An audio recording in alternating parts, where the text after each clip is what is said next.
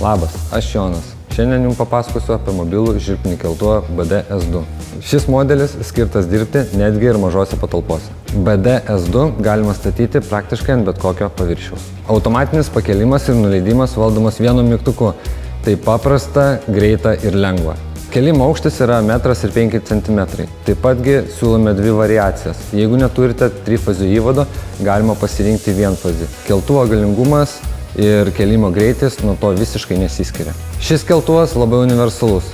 Jisai puikiai tinka dažymo, kėbulų remonto, detailingo, ratų remonto bei kitiems panašiems darbams. Komplektacijoje rasite skirtingų aukščių guminius padukus, kurių pagalba galėsite pakelti skirtingų aukščių automobilius. Rampų konstrukcija itin tvirta, atlaiko net iki 3 tonų, todėl galima dirbti su įvairių tipų transportu, nebijant perkrovos. Ieškai patikimo sprendimo savo dirbtuvėms, BD-S2 yra kaip tik tau. Galingas, nebrangus, neužima daug vietos ir tinka daugeliui darbų.